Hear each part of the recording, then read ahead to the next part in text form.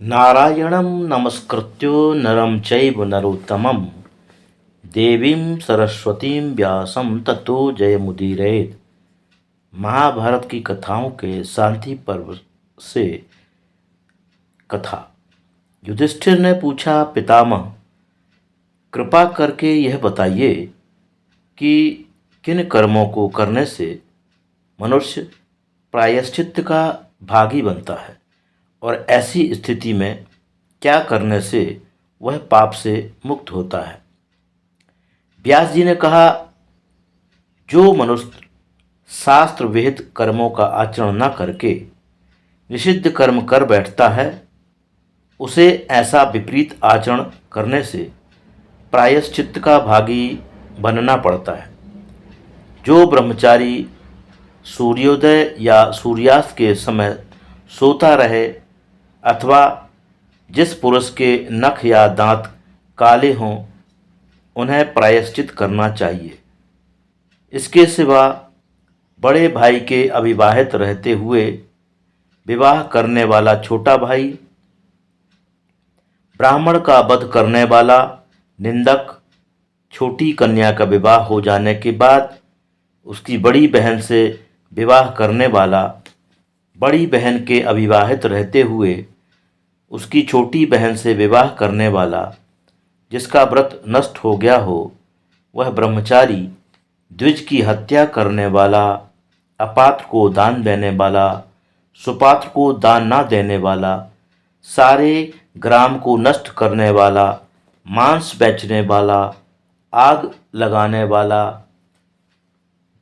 वेतन लेकर वेद पढ़ाने वाला, गुरु और स्त्री का वध करने वाला, दूसरे का घर जलाने वाला, झूठ बोलकर पेट पालने वाला, गुरु का अपमान और सदाचार की मर्यादा का उल्लंघन करने वाला, ये सभी पापी माने जाते हैं।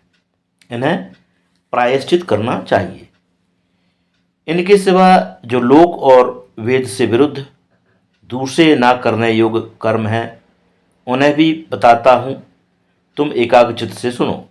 अपने धर्म को त्यागना, दूसरे के धर्म का आचरण करना, यज्ञ करने के अनधिकारी से यज्ञ कराना, अभक्ष भक्षण करना, शरणागत को त्यागना, माता पिता और भरण पोषण के अधिकारी सेवक आदि का भरण पोषण न करना, दूध दही आदि रसों को बेचना, पशु पक्षियों को मारना, शक्ति रहते हुए भी अज्ञाधान आदि कर्म न करना, गौग्रास आदि नित्य दोनों को न देना, ब्राह्मणों को दक्षिणा न देना और ब्राह्मणों का धन छीन लेना, धर्म तत्व के जागने वालों ने जानने वालों ने ये सभी कर्म ना करने योग्य बताए हैं। राजन, जो पुरुष पिता के साथ झगड़ा करता है, गुरु स्त्री के साथ समागम करता है और ऋतुकाल होने पर अपनी स्त्री के साथ सहवास नहीं करता, वह धर्म का त्याग करने वाला है। इस प्रकार संक्षेप और विस्तार से ऊपर जो कर्म कहे गए हैं, इनमें से किन्हीं को करने पर और किन्हीं को ना करने पर मनुष्य प्रायश्चित्त का भागी होता है। अब जिन जिन कारणों से इन कर्मों को करने पर भी मनुष्य को पाप नहीं लगता, वह सुनो। यदि युद्धस्थल में कोई वेद वेदांतों का पारगामी ब्राह्मण भी हाथ में हथियार लेकर मारने के लिए आए तो उसका वध करने से ब्रह्म हत्या का पाप नहीं लगता। राजन, इस विषय में वेद का मंत्र भी है। मैं तुमसे यही बात कह रहा हूँ जो वेद वाक्य के अनुसार धर्म मानी गई है।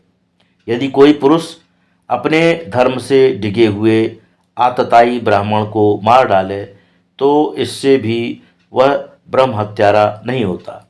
अनजान में अथवा प्राण संकट के समय भी यदि मदिरा पान कर ले तो बाद में धर्मात्माओं की आज्ञा के अनुसार उसका पुनः संस्कार होना चाहिए। इसी प्रकार अन्य सब अभक्ष भक्षणों के विषय में भी समझना चाहिए। यदि कभी कोई भूल हो जाए तो प्रायश्चित से ही उसकी शुद्धि होती है। चोरी सर्वदा निषिद्ध है, किंतु आपत्ति के समय यदि गुरु के लिए चोरी की जाए तो उसमें दोष नहीं है। यदि चोरी करने में किसी प्रकार की कामना न हो, उससे प्राप्त हुई वस्तु को स्वयं न भोगा जाए तथा आपातकाल में ब्राह्मण के सिवा किसी अन्य का धन ले लिया जाए तो भी चोरी का पाप नहीं लगता। अपने या किसी दूसरे के प्राणों की रक्षा के लिए गुरु के लिए एकांत में स्त्री के साथ अथवा विवाह के प्रसंग में झूठ बोलने से भी पाप नहीं होता। यदि किसी कारण से स्वप्न में वीर स्खलित हो जाए तो इससे ब्रह्मचारी का व्रत भंग नहीं होता, किंतु इसके लिए उसे प्रज्वलित अग्नि में घृत की आहुतियां छोड़कर प्रायश्चित करना चाहिए। यदि बड़ा भाई पतित हो जाए या संन्यास ले ले तो छोटे भाई को विवाह करने में भी दोष नहीं है। अज्ञानवश किसी अपात्र ब्राह्मण को दान देने से तथा योग ब्राह्मण का सत्कार न करने से भी कोई दोष नहीं लगता। व्यभिचारिणी स्त्री का तिरस्कार करने में भी कोई दोष नहीं है। ऐसा करने से तो उसकी शुद्धि हो जाती है और उसका भरण पोषण करने वाले को दोष भी नहीं होता।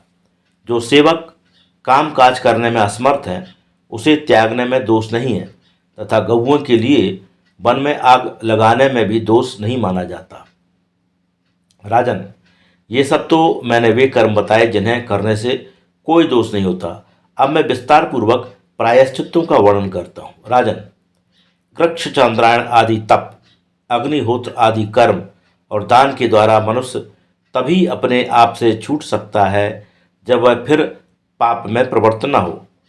यदि किसी ने ब्रह्म हत्या की हो तो वह भिक्षा मांगकर एक समय भोजन करे, अपना सब काम स्वयं ही करे, हाथ में खप्पर और खट्वांग खाट का पाया रखे, नित्य ब्रह्मचर्य व्रत से रहे, भिक्षा मांगने के समय सर्वदा खड़ा रहे, किसी से ईर्ष्या न करे, पृथ्वी पर शयन करे और लोक में अपने कर्म को प्रकट करे।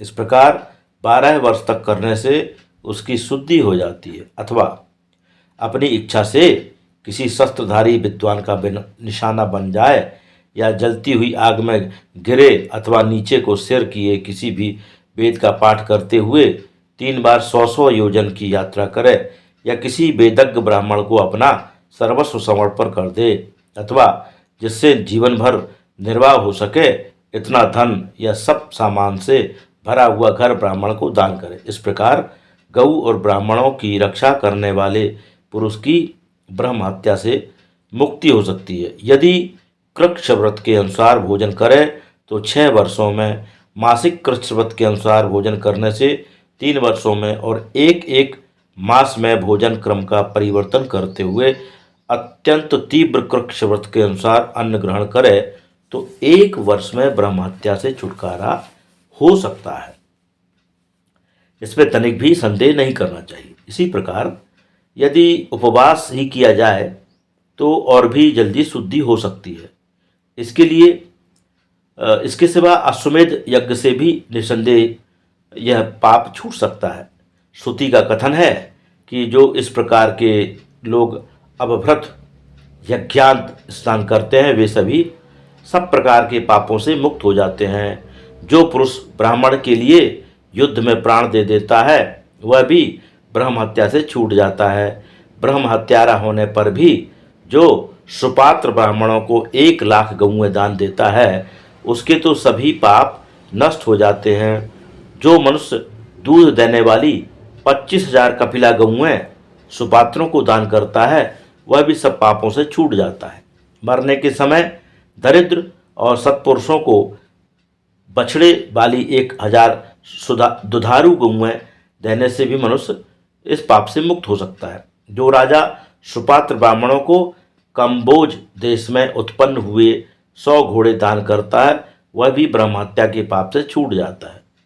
जो व्यक्ति किसी एक पुरुष को उसका मनोरथ पूर्ण होने योग्य दान देता है और फिर किसी के आगे उसकी जिक्र नहीं करता वह भी पाप मुक्त हो जाता है।